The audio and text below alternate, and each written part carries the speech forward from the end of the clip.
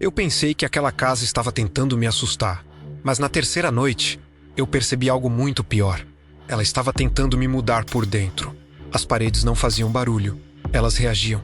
Cada pensamento ruim que eu tinha deixava a casa mais viva. E quando eu tentei ir embora, entendi a verdade que ninguém conta sobre lugares assim. Algumas casas não querem que você fuja. Elas querem decidir quem você vai ser quando tudo acabar. Na primeira noite, nada aconteceu. E talvez por isso eu devesse ter ido embora. Meu nome é Daniel, tenho 37 anos.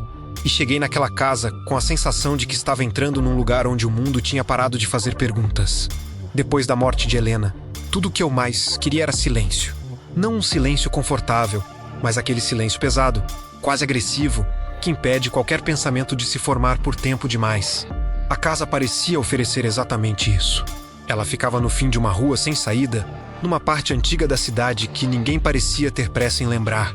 As árvores ao redor eram altas demais, fechadas demais, como se tivessem sido plantadas com a intenção de esconder o lugar do resto do mundo.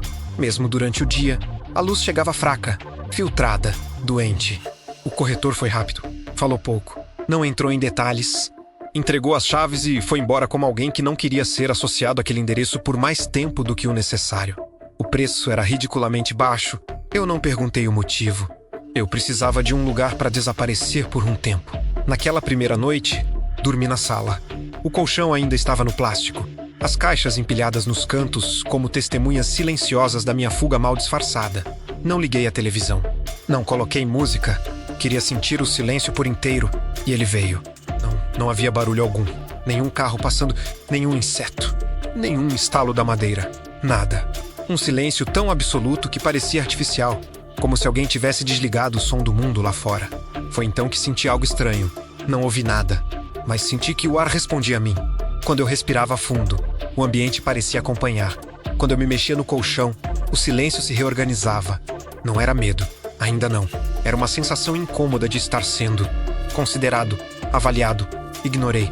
O luto cria essas coisas. A mente tenta preencher vazios com qualquer coisa que faça sentido. Fechei os olhos e forcei o sono. Demorei horas. Em vários momentos, tive a sensação clara de que, se eu abrisse os olhos, algo estaria diferente. Não algo visível, algo estrutural. Como se a casa estivesse esperando que eu baixasse a guarda para se ajustar.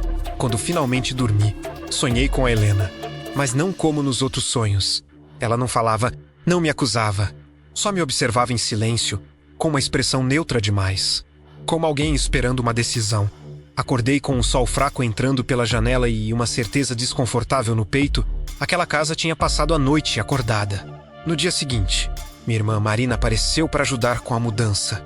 Ela sempre foi mais prática do que eu, mais desconfiada também. Assim que entrou, parou no meio da sala e ficou olhando ao redor, como se tentasse entender algo que não estava visível. Tem alguma coisa errada aqui, ela disse. Perguntei o que era. Ela deu de ombros. Ainda não sei. Passamos a manhã abrindo caixas. Em vários momentos, eu esquecia da Helena. Eram lapsos curtos, quase imperceptíveis. Mas quando aconteciam, eu sentia algo estranho, a casa parecia aliviar. O ar ficava mais leve. O ambiente menos opressivo. Quando a lembrança voltava menos à discussão antes do acidente, o silêncio no carro, a ligação da polícia menos tudo mudava. O corredor parecia mais comprido. As sombras mais densas, o teto mais baixo. Marina percebeu. Ela parou no meio do corredor, olhando de uma ponta a outra. Esse corredor sempre foi assim? Perguntou. Olhei. Parecia normal. Sempre foi. Respondi, mesmo sem ter certeza. Ela franziu a testa. Parece que ele muda quando você passa por aqui. Ri, tentando quebrar o clima. Disse que ela estava impressionada. Mas a verdade é que, depois disso, comecei a reparar também. A casa reagia ao meu estado emocional. Não de forma explícita. Não com barulhos ou movimentos. Era mais sutil. Como se estivesse sintonizada comigo. Como se estivesse aprendendo. Antes de ir embora, Marina me abraçou forte demais. Se essa casa te fizer sentir confortável rápido demais, sai. Ela sussurrou. Naquele momento, senti algo que não soube explicar. Uma leve resistência no ar, como se a casa não tivesse gostado da ideia. Na segunda noite, ouvi o primeiro som. Foi um estalo baixo, quase educado, vindo do fundo da casa.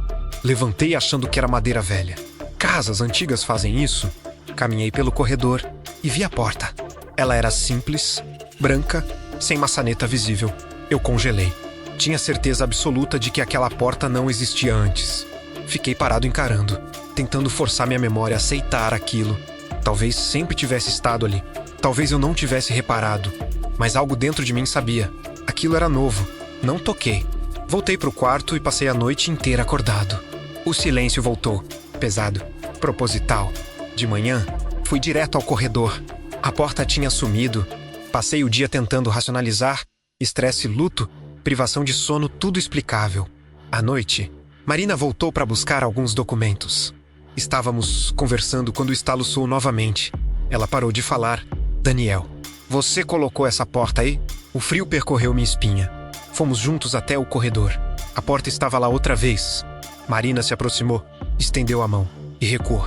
Isso não tá certo. Antes que qualquer um dissesse algo, a porta se abriu sozinha.